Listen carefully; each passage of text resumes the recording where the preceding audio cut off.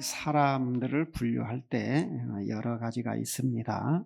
백인, 흑인, 황인종 이렇게도 나눕니다.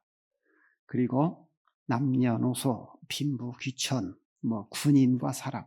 군인 지나면 사람하고 군인 지나가면 군인은 사람이 아니잖아요. 군인하고 사람하고 지나간다 그러잖아요. 또 신자, 불신자 등 우리가 이렇게 사람 분류할 때 여러 가지가 있는데, 우리가 고린도전서 2장에 보면, 그리고 3장에 보면, 이 2장과 3장을 이렇게 보면은 육에 속한 자, 신령한 자, 또 육신에 속한 자, 이렇게 세 부류로 이렇게 나누는 걸 볼 수가 있습니다. 그런데 우리가 세상에는 이런 유형의 세 종류로도 나누는 걸 볼 수가 있습니다. 첫째는 보이는 것만 보는 사람입니다. 대부분의 사람들이 바로 여기에 속합니다. 보이는 것도 인정하지 않는 사람들도 있죠. 이 보이는 것도 또 제대로 못 보는 사람도 있습니다. 이런 사람들은 다 보이는 것만 보는 사람에 속하는 거죠. 그리고 두 번째는 보고 싶은 것만 보는 사람이 있습니다. 요즘에는 이런 사람들이 늘어나고 있어요. 보고 싶지 않은 것에 대해서는 눈을 감아버립니다. 보고 싶지 않다면서 눈을 감아도 이 현실은 사라지지 않는 겁니다. 그리고 세 번째는 보이지 않는 것도 보는 사람이죠. 이건 생각하는 사람이고, 묵상하는 사람이고, 또 성찰하는 사람이죠. 이 자기 마음을 반성하고 살피는 사람입니다. 또 사색하는 사람이고, 어떤 것에 대해서 깊이 생각하고 이치를 따지는 사람입니다. 우리 그리스도인들은 보이지 않는 것도 보는 사람입니다. 보이는 것을 제대로 보는 사람이죠. 보고 싶지 않아도 봐야 한다면 그게 보는 사람이 돼야죠. 보이지 않는 세계, 곧 영적인 세계를 보는 사람입니다. 그런데 그리스도인이라고 해서 다 그렇지는 않는 것 같습니다. 보이는 것만 보는 사람도 있습니다. 또 보고 싶은 것만 보는 사람도 있습니다. 보이지 않는 것은 못 보는 사람이 있습니다. 이 보는 게 참 중요합니다. 보는 것과 사는 것, 이게 관계가 있어서 그럽니다. 이 사람은 보는 대로 살게 되어 있습니다. 사람은 보는 만큼 살 수가 있는 겁니다. 이 보는 데 있어서 이 지혜가 중요합니다. 지혜가 보는 시야를 결정하기 때문에 그래요. 지혜 없는 자의 시야와 지혜 있는 자의 시야는 이게 같을 수가 없거든요. 이 하나님이 괜히 지혜 없는 자가 되지 말고 지혜 있는 자가 되라, 이게 하신 것이 아니라는 거죠. 자, 오늘 본문 한번 15절 같이 봅니다. 시작. 그런즉 너희가 어떻게 행할지를 자세히 주의하여 지혜 없는 자같이 하지 말고 오직 지혜 있는 자같이 하여.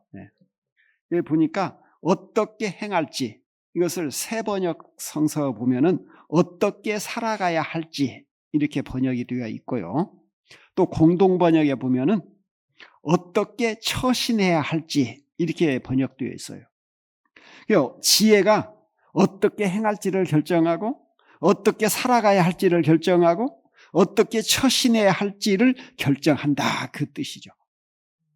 지혜 없는 사람과 지혜 있는 사람을 구별을 할 수 있습니까? 그렇죠. 구별할 수가 있습니다. 그것도 쉽게 구별할 수 있어요. 어떻게 행하느냐, 이걸 보면 알 수가 있어요. 어떻게 살아가느냐, 이걸 보면 알 수가 있어요. 어떻게 처신하느냐, 이걸 보면 알 수 있다는 거죠.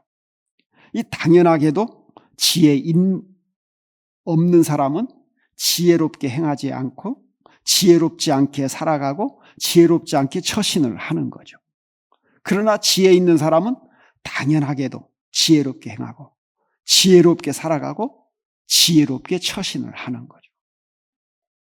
이 에베소서 5장 1절에서 7절까지 오늘 우리 본문 앞부분에 보면은 1절에서 7절까지 말씀으로 보면 지혜 있는 사람은 어떤 사람이냐? 하나님을 본받는 사람이다, 이렇게 나와요. 그리고 8절부터 14절까지 보면 지혜 있는 사람은 빛의 자녀들처럼 행하는 사람이다. 이렇게 말씀하고 있어요. 우리는 매일 주의하며 살아야 합니다. 우리 본능을 따라서 살아가서는 안 된다는 거예요. 우리 감정에 충실하게 살아가서는 안 된다는 겁니다. 어떻게 행해야 할지를 주의해야 하고, 어떻게 살아가야 할지를 살펴야 하고, 어떻게 처신해야 할지를 깊이 생각해야 하는 거죠. 다시 말하면 생각 없이 살면 안 된다는 거예요. 이 에크하르트 톨레의 말대로 보면은 생각은 현실을 만든다 그랬습니다. 생각하는 대로 현실이 이루어지는 거죠. 아무 생각 없이 살면은 편할 수 있습니다. 아무 생각 없이 산다고 이게 못 사는 건 아닙니다. 하지만 그건 사는 게 아니죠. 하나님이 우리더러 이렇게 살라 하지 않았습니다. 너희는 그렇게 살아라, 아무 생각 없이 살아라 하고 우리를 구원하신 게 아니라는 거죠. 하나님이 우리를 괜히 구원하셨겠습니까? 더구나 자신의 독생자를 희생하면서까지 우리를 구원하셨는데 말이죠. 하나님이 우리를 이 시대에 살게 하신 이유가 있습니다. 그 이유는 각자마다 다를 수 있습니다. 그러나 분명한 것은 이 시대가 만만한 시대는 아니라는 거죠. 편한 시대, 풍족한 시대인 건 맞습니다. 5,000년 역사에 이런 시대가 없습니다. 내 아는 분이 돈은 없는데 처음에 한 50만 원 가지고 그 주식을 시작했대요. 요즘에 한 작년 가을부터 시작을 했대요. 50만 원 갖고 시작했는데 지금은 하루에 막 200만 원 붙을 때도 있고 300만 원 붙을 때도 있고 막 그런다는 거예요. 그러면서 그냥 자랑하더라고요. 그냥 기분이 좋다고. 요즘 그런 시대, 풍족한 시대입니다. 5,000년 역사에 이런 시대가 지금 없습니다. 그럼에도 우리는 이 시대가 어떤 시대인가를 분별해야 한다는 거죠. 우리가 살고 있는 이 시대가 어떤 시대 같습니까? 우리는 그리스도인의 관점에서 이 시대를 정의해야 할 것입니다. 자, 16절 봅니다. 시작. 세월을 아끼라 때가 악하니라. 예. 이 우리가 개역 개정을 보잖아요. 그리고 개역 개정과 새 번역은 때라고 번역한 이 헤메라이. 이 헤메라이, 이것은 날들이라는 그 뜻입니다. 날들. 어느 한 때를 가리키는 게 아니라 여러 날들을 가리킵니다. 그래서 공동 번역에 보면 이 때를 시대라고 번역해 놓았습니다. 우리가 살아가는 이 시대는 기본적으로 악합니다. 이 시대를 살아가는 사람들 중에는 선한 사람도 있고 악한 사람도 있지만은 시대 자체는 악하다는 거죠. 시대가 악하다는 말은 종말이 가까워지고 있다 이 말이에요. 하나님의 심판이 다가오고 있다는 말입니다. 이 선을 행할 기회가 점점 줄어들고 있다는 거예요. 시대가 악하다는 걸 알면은 우리가 어떻게 살아야 하느냐, 세월을 아껴가면서 살아야 한다는 것이 오늘 본문의 말씀이죠. 이 형이 경영하는 인쇄소에서 조용히 일을 하던 젊은이가 있었습니다. 이 젊은이는 여기에서 출판을 배우고 글을 쓰기 시작을 했습니다. 나중에는 자연과학에도 아주 깊은 관심을 보이면서 피뢰침을 발견을 했어요. 그리고 훗날 정치인이 되어서 한 시대를 이끌어가는 영향력이 있는 인물이 되었습니다. 이 사람이 바로 시간은 금이다 이런 말을 한 벤자민 프랭클린입니다. 그는 평소에 주위 사람들에게 늘 이렇게 강조를 했습니다. 시간은 한번 잃어버리면 찾을 수 없다. 지금 우리에게 시간이 충분한 것 같아도 언젠가는 부족하다는 것을 절감할 것이다 그랬어요. 쉬운 말로 오늘 이 예배당에 와서 예배 드리지 못한 사람은 이 시간 못 찾아요. 한번 지나가버리면 끝이다 이 말이에요. 이 세월을 아끼라 또는 시간을 아끼라 이 말이 무슨 뜻입니까? 세월을 저축하라 이 말인가요? 아니면은 시간을 쓰지 말라 이 말인가요? 세월이 흘러가는 거 막을 수 없죠. 이게 저축할 수도 없어요. 아낄 수가 없는 거예요. 시간이 지나가는 걸 붙잡아 둘 수 없다는 거예요. 그러니 세월이든 시간이든 이 문자적인 의미에서 아끼는 것은 불가능하다 이 말이에요. 그런데도 세월을 아끼라 성서는 말하고 있어요. 여기서 세월로 번역된 헬라어가 카이로니. 이건 중요한 시기, 금방 지나가 버리는 특별한 기회 이 뜻입니다. 그러므로 세월을 아끼다 이 말은 중요한 시기를 놓치지 말아라. 특별한 기회를 붙잡아라 이 말입니다. 이 세월을 아끼라, 이거 공동번역은 뭐라고 되어 있냐면 그러니 여러분에게 주어진 기회를 잘 살리십시오 그랬어요. 여기서 우리가 유의할 점이 있어요. 여러분에게 주어진 기회라고 했지 주어질 기회라고 안 했어요. 응? 주어진 기회라고 했어요. 흔히들 앞으로 나에게 기회가 주어지면 잘하겠습니다 이런 말 하잖아요. 그러나 오늘 본문은 그렇게 말하고 있지 않습니다. 응? 주어진 기회, 지금 내 앞에 놓여 있다 이 말이에요. 그 기회를 잘 살려라 지금 그렇게 말하고 있어요.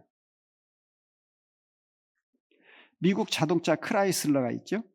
이 크라이스터를 창립한 윌터 클라이스터가 이런 말을 했어요. 수많은 사람들이 인생에서 절대 출세하지 못하는 이유는 기회가 문을 두드릴 때 뒤뜰에 나가서 네잎 클로버를 찾기 때문이다 그랬어요.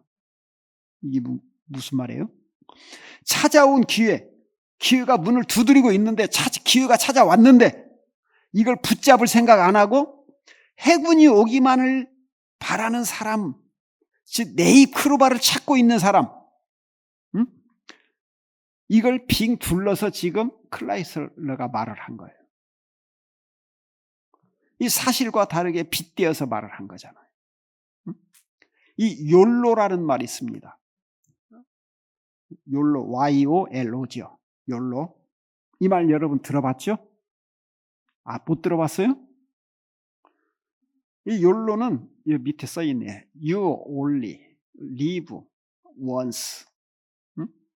한 번뿐인 인생이란 말이에요. 한 번뿐인 인생.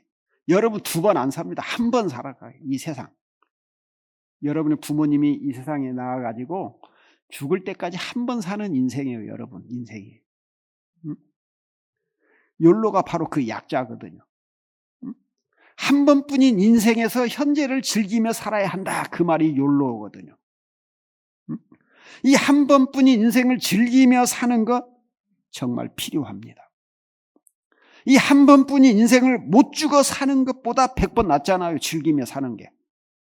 하지만 한 번뿐인 인생이기 때문에 더욱 의미 있게 살아야 하지 않겠습니까? 그렇게 하려면 이 기회를 살려야 하는 거예요. 기회를 잘 잡아야 하는 거죠. 그러면 어떤 기회를 살려야 할 것이냐? 이 악한 시대에 선을 행할 기회를 우리가 살려야 하는 거죠. 그러면 무엇이 선이냐? 우리가 행할 수 있는 선이 무엇인가? 자기가 처한 상황에서 나름대로 할 수 있는 선이란 게 있잖아요. 그럼 우리가 그리스도인으로서 마땅히 해야 할 선은 무엇입니까? 이건 생명을 살리는 일, 영혼을 구원하는 일, 이게 그리스도인으로서 행해야 할 선이라는 거죠. 우리에게 이것보다 더 큰 선은 없습니다. 그래서 우리는 살면서 이게 주의 뜻인가 저것이 주의 뜻인가 이게 분별이 잘 안 될 때가 있죠. 자, 우리 17절 봅니다. 시작. 그러므로 어리석은 자가 되지 말고 오직 주의 뜻이 무엇인가 이해하라. 하지만 여기 분명한 주의 뜻이 있습니다.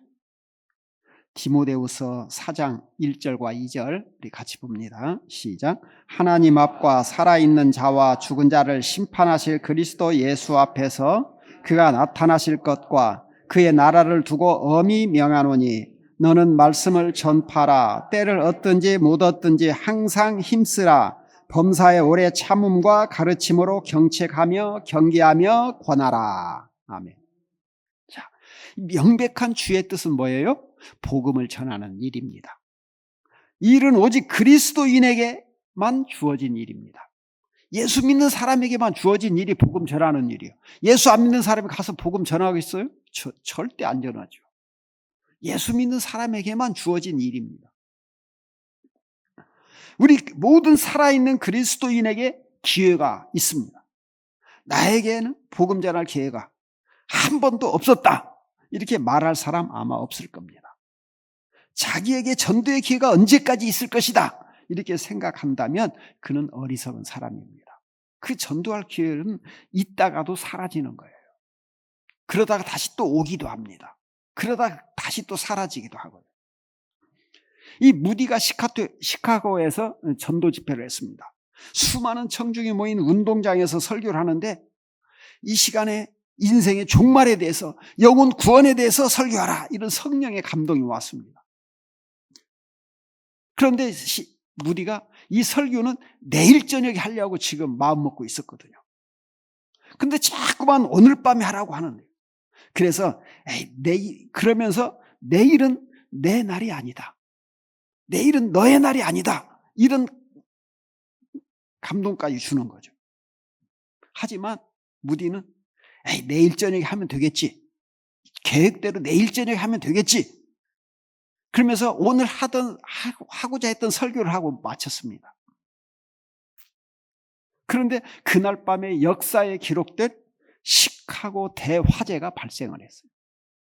이 시카고 전 시내가 불바다가 되고 수많은 시민들이 불에 타 죽고 말았습니다. 이 일이 있고 나서 무디는 전날 밤에 인생의 종말에 대해서 설교를 하지 못한 것을 어리석었다고 두고두고 후회를 하면서 죄인된 심정으로 살았다, 이렇게 이렇게 무디가 밝혔습니다. 우리는 어리석은 자가 되지 말아야 합니다. 한 번뿐인 인생, 어리석은 자로 살다가 가서는 안 되겠죠. 우리를 향하신 주의 뜻이 무엇인지 이해해야 합니다. 나를 향하신 주의 뜻이 무엇인지 깨달아야 합니다. 우리가 예수님처럼 전 인류 구원할 수 없습니다. 엄밀하게 우리는 한 사람도 구원할 수 없습니다. 일생 동안 한 사람도 교회로 인도하지 못할 수도 있습니다. 그래도 그들에게 복음 전할 수 있습니다. 우리는 전하기만 하면 돼요. 그러면 그 전하고 나면 그 책임은 누가 진다겠어요? 하나님이 지신다 했잖아요. 우리는 그냥 전하기만 하면 되는 거예요. 우리 삶의 영역에서 직접 또는 간접적으로 복음의 영향을 끼칠 수 있는 우리 성도들이 다 되기를 주의 이름으로 축원합니다. 자, 그래서 바울이 어리석은 예를 하나, 어리석은 사람의 예를 하나 들고 있죠. 자, 우리 18절. 자, 시작. 술 취하지 말라. 이는 방탕한 것이니 오직 성령으로 충만함을 받으라. 아멘. 이 술 취함으로 방탕한 것이죠. 하루 한두 잔의 술은 혈액순환을 촉진시키고 심혈관계 질환을 예방한다, 이렇게 알려져 있습니다. 술이 나쁜 거 아니에요. 약이 될 수 있다, 이 말이에요. 이로 인해서 한두 잔은 괜찮아 하면서 술을 권하기도 합니다. 그러나 최근에 절주보다는 금주를 적극 권장하고 있습니다. 이 국제암연구소에 의하면 술은 1군 발암 요인이라고 이렇게 발표를 했습니다. 이 연구 결과가 나왔어요. 이 연구에 따르면 매일 마시는 하루에 한두 잔, 그런 사람 있잖아요. 저녁 때 한두 잔씩 딱 하는 사람들, 매일. 이런 소량의 음주로도 구강암, 식도암, 유방암, 간암 등의 발생 위험이 훨씬 증가한다, 이렇게 발표하고 있습니다. 또 범죄를 연구하는 학자들 사이에 술집 옆은 교도소다, 이런 말 하는 학자들이 대부분입니다. 이런 우스갯소리가 있어요. 술로 인한 사회적 비용이 연간 15조라는 통계가 나와 있습니다. 어느 조사에 의하면 살인자가 살인을 저지를 당시 30에서 70%가 술을 마셨다, 그 기록이 있습니다. 또 폭력 전과자를 상대로 조사를 한 바에 의하면 폭력 범죄 당시 약 65%가 술을 마셨다고 이렇게 나와 있습니다. 술을 마셨다거나 지금 마시고 있는 중에 폭력이 나왔다는 거예요. 아울러 알코올 중독자의 자살률은 정상적인 사람들에 비해서 약 60배가 높다, 그렇게 나왔어요. 이 국내에서 알코올 중독으로 치료받는 사람이 1년에 6만 명 가까이 됩니다. 이것은 치료받지 않는 숨은 환자까지 치면은 알코올 사용 장애는 훨씬 더 많다라고 볼 수가 있는 거죠. 이 알코올 중독 환자 대부분은 뇌신경 손상의 영향으로 심한 우울감에 빠집니다. 일부는 과음 금단에 따른 편집망상과 환청을 경험하기도 합니다. 이 술이 들어가면 이상해지는 사람 있죠? 이상해지는 그 모습이 다양하고 어떨 때는 웃기기도 하고 그렇습니다.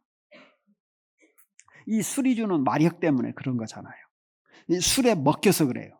그래서 옛말에 이런 말 있잖아요. 처음에는 사람이 술을 먹고, 그 다음에는 술이 술을 먹고, 그 다음에 마지막으로 술이 사람을 먹는다 그러잖아요. 이 술에 먹히면 안 된다는 거예요, 사람이. 그래서 바울은 술 취하지 말고 성령으로 충만함을 받으라 그랬어요. 그러면 성령에 취하라 이 말이잖아요. 성령 충만함 받으라. 취하라는 거예요. 성령에 취하라. 술에 취하지 말고 성령에 취하라는 거예요. 그러면 성령 충만한 사람은 어떻게 살아야 하느냐?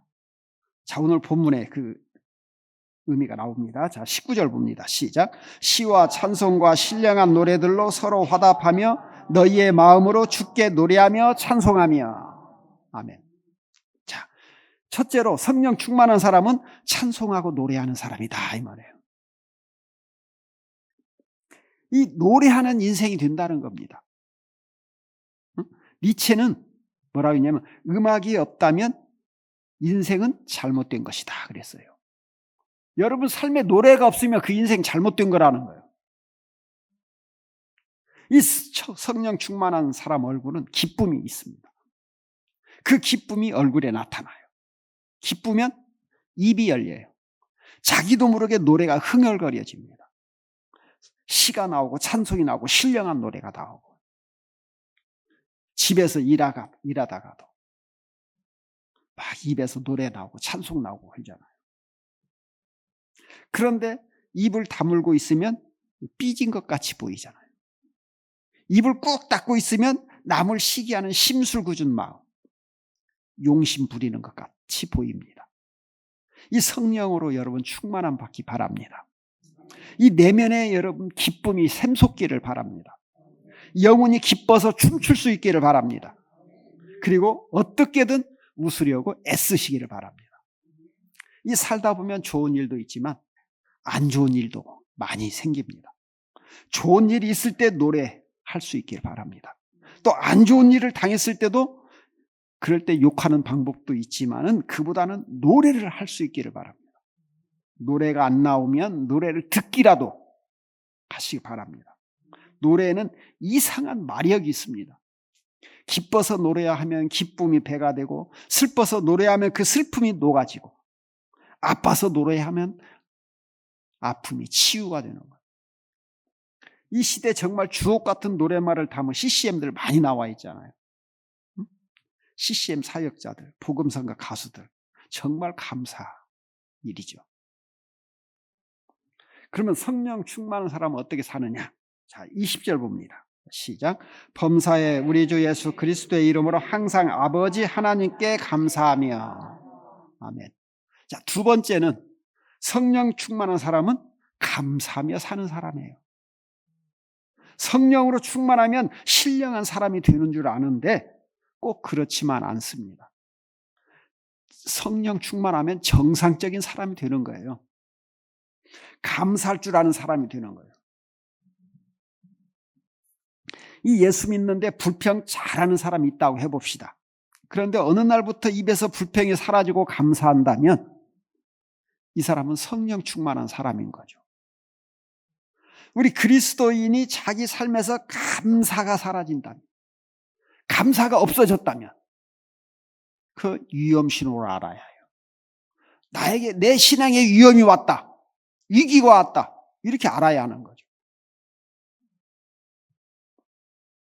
그런데 입에서 불평이 사라지고 감사한다면 이 성령 충만 사람인 거죠. 자기 신앙에 적신호가 들어왔다는 걸 얼른 알고 감사하는 신앙으로 바뀔 수 있기를 바랍니다. 이 어린 3남매를 둔 한 과부가 있었습니다. 그래서 살아가기 위해서 거리에서 호떡을 만들어서 팔고 있었습니다.